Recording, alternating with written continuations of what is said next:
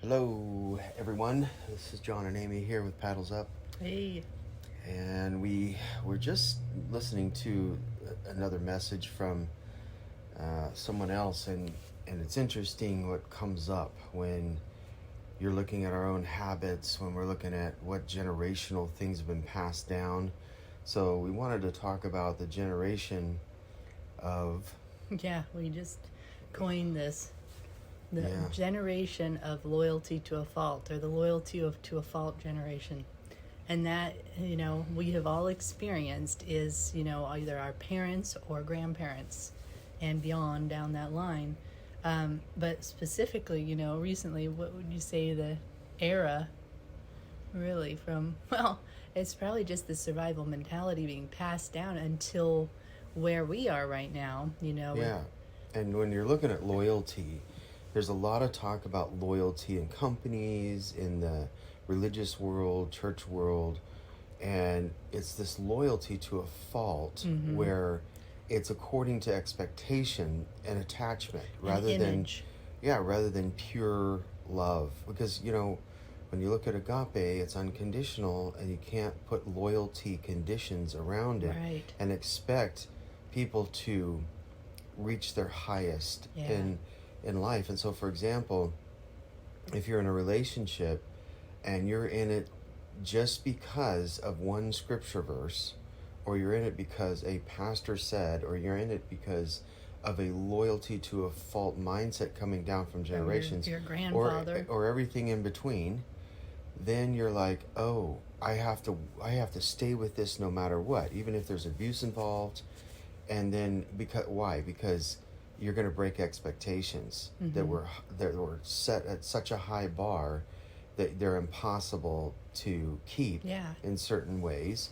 And then you're like, oh, I feel like a caged animal. Now, is that God's best? Right. Certainly not. No, it's almost like the motto for marriage was passed on to all the other spheres of influence, the until death do us part.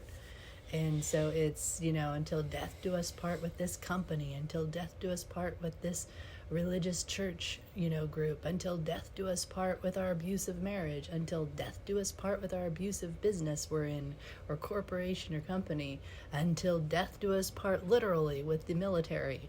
So it's this loyalty to a fault, and don't question the authority till death do us part with the pharmaceutical medical world.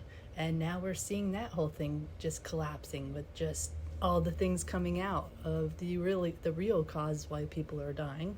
But anyway, it's this whole thing of don't question authority, don't question your beliefs, just do as you're told. Tradition. Do as you're told, right? And Tradition and the rest, the hand-me-down stuff. yeah, and so you've got that motto that was taught to our parents growing up that they hold so firm to, and then they look at us, this younger generation that's into customizing things, and the ones following us, that the younger they are, the more everything is authentic now and customized and unique and their own. And so the older generation is thinking something is so wrong with that because we're not holding to tradition. You're not being the loyalty to a fault. And a lot of families have split over this, and the younger children have had to leave home and break relationships because the parents or the grandparents have been so staunch on my way or the highway with this loyalty to a fault principle. Yeah, and I just remember, what's coming up right now is I just remember the time when we walked away from religion, not Jesus. Exactly. Walked away from the institution called religion. Yes. And I remember being so fearful because of the doctrinal beliefs, because of the belief system that was set, the parameters that were set, the protocols and all that in the church world we belong to. And it had us so scared that, if we do this, we are in trouble with God. He's just waiting for a hammer to fall down and smack us in the back of the head, and you're toast.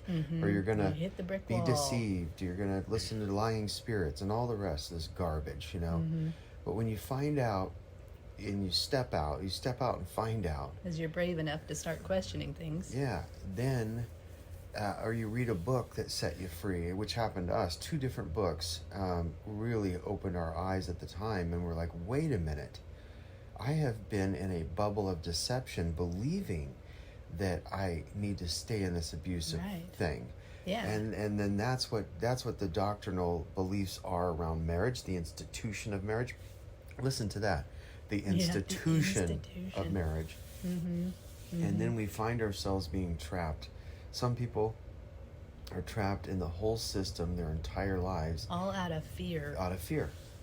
Yeah. You know, one of the books that John was mentioning that really helped us was this small little book by Frank Viola called Who Is Your Covering? Yeah. Because that's one of the biggest things that religion in general will hold over you, you know. Who is your covering? And that's what they ask you if you go to different churches. I mean, it's just all man-made protocol, right? Because God's supposed to be our covering, right? We have the Spirit of God within us to lead us and guide us. And that covering, let's talk about that for a minute. That covering gives you all the freedom you could ever want. Yeah, God's covering. He's not controlling us. He is not covering us to the degree to where it's conditional. Yeah, checklist. We're power to choose. Like Danny Silk said one time, you know, you're powerful to manage your own freedom. Yeah. And so how do you manage that? Because if we're made in the image of love, we're made in the image of unconditional love. Think about that. If we're made out of the stuff, then we have the freedom to choose things that bring us more freedom or more entrapment or more enslavement. Mm-hmm. That's the power of choice. So, but the belief systems around those choices are so ingrained. Sometimes this loyalty to a fault, like you were mentioning with the military. Mm-hmm. I mean, how loyal are we to a country to where we're like, I'm going to go fight into the death? And that might not even have anything to do with God's will for your life. Right. It's, I am dedicated to nation and country. And then we throw God in there, right? Yeah. God, Bible, and country, you know, and then this nationalistic thing that says, my pride's going to take me all the way through. Now, you wouldn't say that out loud normally. Mm-hmm. Some people would. But like, my pride's going to take me all the way to the end. Well, guess what? That could very well be the case. Because if we're being called to war over an idea, and I could just see or over a money greed issue. I can just see some patriot sitting there right now going, oh, wait a minute, guys. Well, you're way out of line here. Because you're getting under my feathers. Because you're not standing up for this country. Did we say that? No. But the idea is, remember, we're talking about belief systems here. And if our belief is so strong as a nation to say, we're the world's police, and we're going to go make sure everybody bows their knee to our idea of freedom, and when we're the least free morally country probably there is, because we're entrapped. Listen to what I'm saying. We're entrapped in this idea of morality. And what is morality to most people? Well, they have their own definition of it, and it's usually confined around the borders of an institution. Mm-hmm. The idea of a belief system around religion, instead of really from the heart going, what if the United States was known as Agape? Like the quote belief system of unconditional love, where everybody was released in workplace, in marriage, in relationships, and military, and all the rest. What if we were truly living agape? Right. And now would that look like a moral police? Look what the moral police did to that poor girl in Iran. Or law-driven. Yeah, that's what I'm saying. Yeah, law-driven. There's nothing wrong with. Yeah, but there are the moral police in Iran. They're called the moral police. Oh, wow, yeah. And they go around and they make sure you're wearing your hijab. They make sure you're not wearing makeup. See. They make sure so it's a misrepresentation of the word. Yeah, and again, just so you don't misunderstand what I just said, there's nothing wrong with morals when they're not encased in law. Yes, there's the thing, right? What's the root of it? Is it driven from love or fear or control? And that's the whole thing. So you could have the purest heart, right, going into the military, but you have a corrupt leader, and so you're You're being loyal to a fault, giving your life for the country, and then you get back out of the war. You lost a bunch of your buddies, you lost a limb, and come to find out the whole war was over greed and ego. And then now you're fighting to even get taken care of as they promised, and financial aid as they promised, and the respect and all these things that they promised. And it's a whole different story, right? When you're coming back home and now you've got to deal with the trauma of it. And it's an old way. Again, it's the old generational loyalty to a fault, when there's a higher way coming of heart-centeredness, heart-centered solutions, where a country can actually come, let's reason together, versus let's show how big our egos are and send all our people in to fight for us. We don't care about their lives, as long as we win, that whole thing, which is just, it's coming to the end of itself.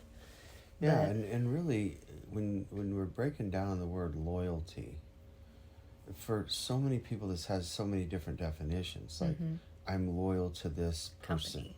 I'm loyal to this company. When it comes to corporations and companies, it's not the same as it was 30 years ago. Right. Most companies, there's no such thing as loyalty for 30 or 40 years anymore. But to your parents, they're thinking, what's wrong with you if you leave your job? You need to stay 30, 40 years in like we did. Yeah, and they don't understand, because of the consciousness level that we're in right now, that's just not the case anymore. And so then you look flaky, you look flighty, jumping from place to place, and really that may not be true at all. That's the conditions we're in right now. However, because we're expanding beings, and our consciousness level is coming higher and higher all the time, it could very well mean that, hey, okay, I had a service contract with this company for a little while. We served each other well. Now it's time to end that contract and go to the next. Or in that service. I don't like the word contract, but you know what I mean. In world's terms, it's contract. Yeah. So service. Yeah, it's and a service. A two-way relationship. It's a two-way relationship versus this servitude, loyalty to a fault, no matter how you're treating me and abusing me. Yeah, and so what if we just changed the thought process on this and said, okay, this job served me well for, however many months or years, and I gave it service, and they gave me back service by rendering pay or whatever, benefits. So I'm ending this agreement, I'm ending this relationship, and I'm moving on. What if we did that with no trauma attached? Because you're growing and expanding and waking up. I mean, are we going to fault our children that they don't want to wear diapers anymore because they're now 4, 5, 6 years old? Because they've outgrown a certain age or a certain area or playpen? Exactly. Over the years, I remember just, one particular, few of them actually, but in the church world, one person was, what's your love language? They go, oh, loyalty. And then right then and there, you have to, if you're awake enough, you have to sit back and go, okay, I wonder why it is loyalty. Because that could be a major abandonment issue. Right. It's in like, their is that childhood. your trauma speaking? Could very well be trauma, because when I think of a healed person and a whole person, I don't think of loyalty as a love language. I would think of, okay, wait a minute. Because love trusts. That's right. That's right. So it would be more like, hey, the love language that is wrapped up in me and me in it is agape. It's the now. It's the now in agape. It's a now in unconditional love. That way it's a service to everyone and all, but it's also coming right back as this freedom to not attach. There is no attachment in unconditional love. Do you ever notice that? You ever notice that God isn't making you do something or forcing you to? I know certain belief systems say that. I've heard so many times. I've even said it years ago where, oh no, God's making me do this. I'm forced to do this. I have to do this. I have to do this. I should. I must. And obligation. It's just not true in unconditional love. Those statements come from conditioning. Yeah. And that the same with relationships. Loyalty to a fault. Yep. Same with relationships, jobs. Right.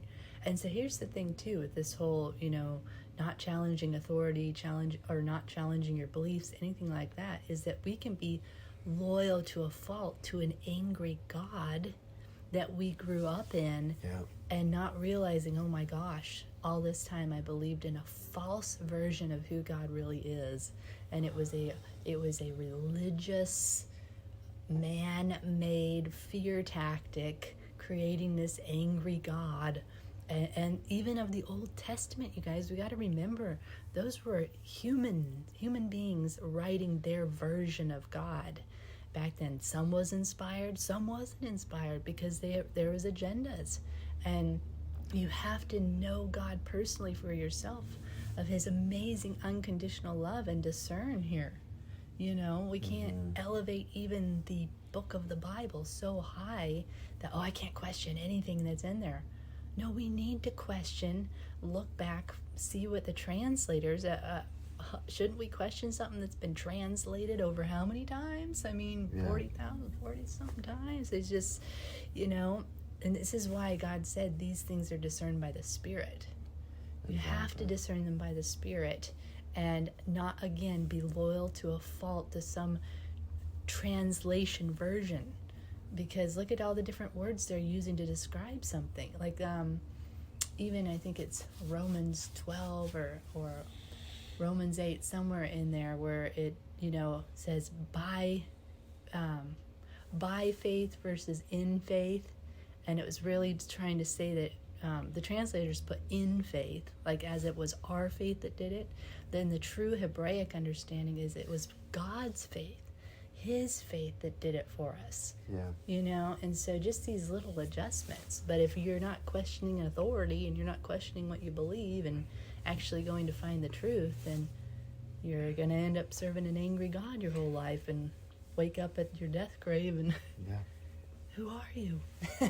I know. And really, you have to ask yourself, and really this message is for those that want to break free of a loyalty to a fault that's literally killing them, or feeling like it is. Yeah. And you've got to really ask yourself, okay, why am I loyal to this pastor? Why am I loyal to this company? Why am I loyal to the...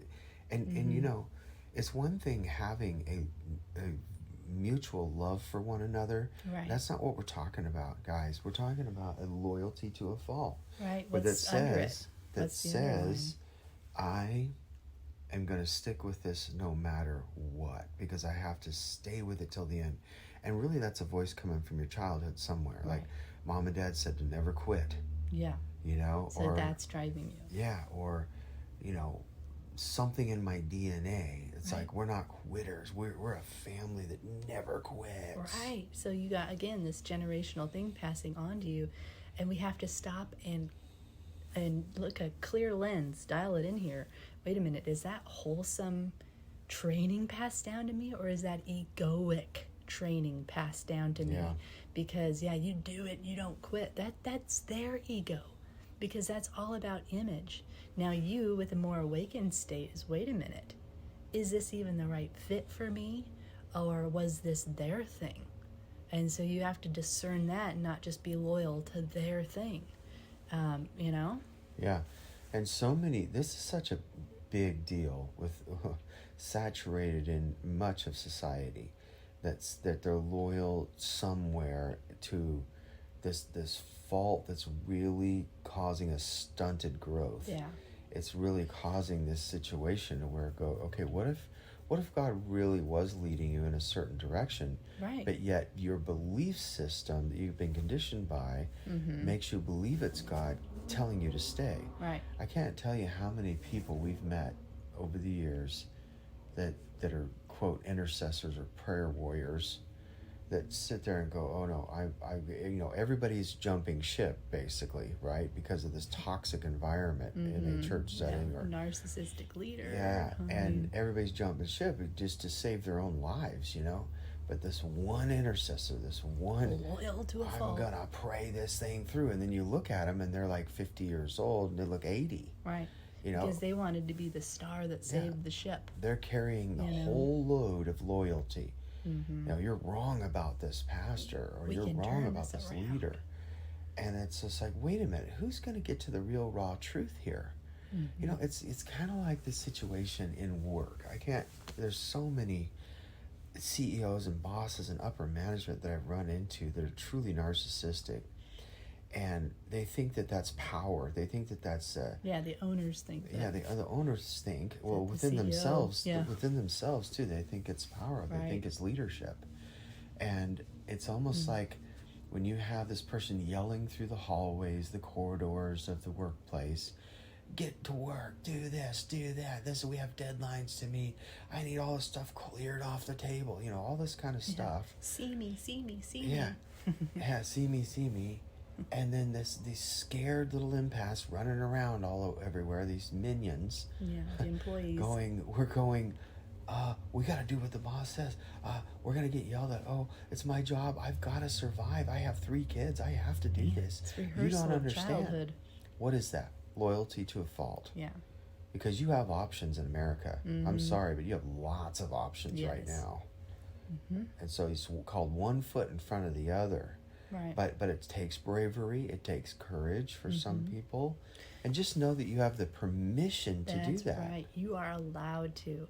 And you're allowed to break down this egoic mindset within yourself that it says, I have to uphold this image because mommy and daddy are watching, grandparent, my great grandma's watching out of heaven. I got to hold up to what they taught me, that loyalty to a fault will pay off. Or your own egoic, which you can't even see because it's covered up by something seemingly good, of your pride of, no, I'm going to stick this out. No, I'm going to be loyal. This is my motto of loyalty to a fault. Yeah, and now again, you guys, lest someone think we're being too critical.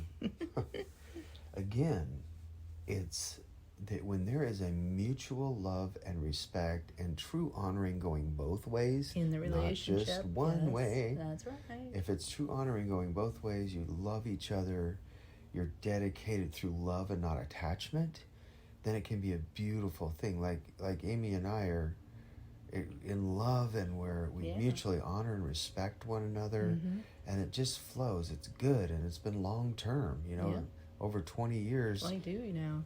Yeah, at this point, and it's like, okay, well, it works for us because we're not trying to control or dominate one another and be loyal to a fault, as we each have our own will, we each have our own freedom, but we keep choosing each other because we just know that it's good for us, and we help each other grow and all these awesome things. However, look at marriages where there's truly abuse going on, like emotional abuse, for example. And then the wife or the husband, or they look at their spouse and they go, yeah, but there's some good in them. Well, yeah, but let's look at the yeah, but. Yeah, the moment you have a yeah, but attached to something, there's your wake-up call. Yeah, and so you look at this and go, okay, do you really want to spend the rest of your life with that constriction, with that confinement? Believe me, trust us, it's not honoring to God. Yeah, exactly. Because you're not honoring who He made you to be. Right. Exactly. In freedom. And then that you're choosing a man-made rule or law of the marriage vows or whatever over what God may even be telling you. Again, it's the loyalty to a fault. But who established that system? Did God even, tell you to be in that marriage or whatever? Or I know we're walking on sticky ground here, but it's like you got to really ask yourself, these things. Exactly. Where's the root? Why are you letting this dictate to you? What are you allowing to dictate to you that's keeping you in bondage? Because there's the thing, if you're living in bondage, abuse, and fear, how is that God? It's not. It's really not. You're choosing it. You're choosing to tolerate it, to uphold to some childhood message ingrained in you. Again, loyalty to a fault.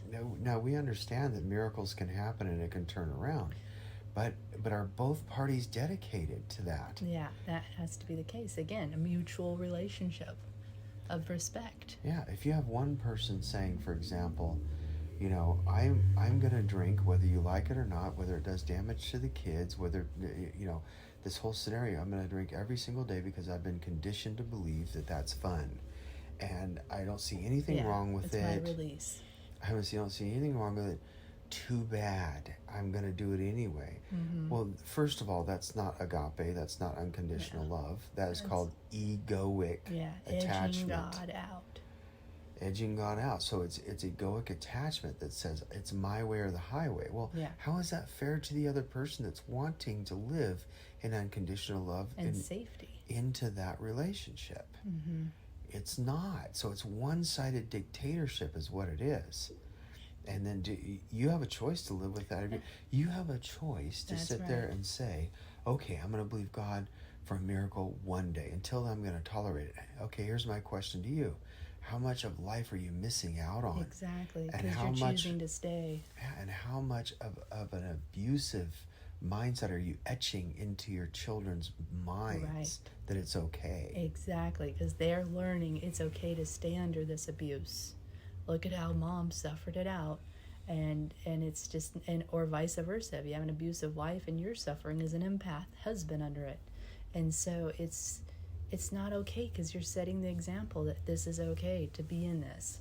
And again, God's not holding you there. You're choosing it. This is why we're challenging you to question your beliefs. Where are they coming from? Did God tell you this stuff? Or are they rooted from some egoic leader or some, seemingly meaning well teacher, but it's not coming from God, Yeah, and you can pick and choose scriptures all day long to say and to fit and to mold your current belief system that you've been conditioned by. And anybody can do it. You could look at things in there and then just say, okay, well, I don't like that people group, so I'm going to stone them to death. Well, that's in the Bible. Mm-hmm. Are you going to just pick and choose that one? Well, if you do that, you're going to prison for life. I'm going to have all my concubines because, Solomon did. Exactly. So, and I'm in the New Testament now. We're all kings and queens, we're all... Eye for an eye. They broke my arm, so I'm going to go break all of theirs, their bones, or whatever. I know. It could just, this mentality. That's why it's dangerous. You can twist and turn the Bible any way you want. You can, the Quran, anything, any kind of to get book, what you want. Instead of a real relationship with the one that you've been birthed by. Mm-hmm. And we're made out of love. That's what we're made by and the substance of. And so if we are, everything else around us and on top of us is a survival mechanism built by ego. And so this is why this whole journey is about beginning to awaken to inside out reality instead of outside in.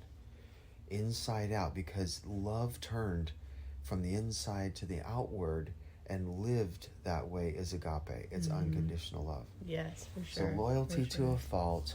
If you feel like you are that way in any given place, the best way to break this is to silence yourself. Sit still for a while and listen. Just listen. And then ask questions when you feel they arise. Like, why am I loyal to this person or this system or this idea? Why am I? Right. And then sit and listen. Mutual? Is it mutual? Yeah, sit and listen for the answer. I guarantee the answer is going to come to you in its own unique way. Mm-hmm. And it's going to be, if it's loyalty to a fault, he's going to give you the grace, God is going to give you the grace to detach from that attachment. That's right. This is another paradigm that is being deconstructed right now in the earth. Yes. Is this whole loyalty to a fault in whatever sphere or relationship you're being challenged with right now, to be able to just release it and let it go. Bless and release. Just bless and release. It's time for you to rise to what's best for you. What your higher self is calling you to. What is your spirit man calling you up into? It's time to come into agreement with that and stop putting it off with all your excuses and your well buts and your reasoning out and logic. Yeah, but this is support for me, so I'll endure their issues so I at least have stability. So, okay, you're going to put stability in a man or a woman versus in what your spirit is telling you, because if your spirit's telling you something different, I'd advise you to follow that, because that means there's supply there. And, things will change around you in a good way as you choose to align and change with what's in your heart and your spirit, what's calling you up higher. Mm-hmm. So I just want to encourage you in that. You are allowed to take the step out of what you've been enslaved in, what you've been holding yourself in. You have been holding yourself in it. We can't make excuses anymore saying, well, they're doing this to me. Oh, well, that's doing this to me. Or, well, I have to stay. Really? You chose it to begin with, didn't you? Then you can choose to leave it. Exactly. And so just if you feel yourself panicking, trying to, deciding to walk away from something or someone, then sit with the panic for a little bit and send love to it. Just allow love to absorb it. Be okay with it. And tell yourself it's okay to feel panicked. Yeah. As this is dissolving in my life, as I'm moving forward, it's okay to feel this way, and I'm sending love to you, loyalty to a fault. Yeah. Because what that is just an abandonment issue within your childhood of some kind that says, I need this person, I need this system. Or trying to honor somebody that's not even alive anymore. It's some kind of issue surrounding that. So the best way to heal it is to love it. Yeah. Send love to it. And release it. Send love and release it. Send it on its way. Yeah. All right. Well, thank you guys for listening to that. Yeah. We hope it helps encourage you to just have that boldness to move into what's best for you in your life, because that is going to cause a rippling effect to your children or to all those that are watching you, that will give them the courage to do so as well. Exactly. But most important, for you to have a life that is living its fullness, and that you're detaching from all the stress and the things keeping you bound. So you are more powerful than you realize. It's time to step into that full divinity in you. All right. And so keep the paddles up. Paddles up. Talk soon. Bye.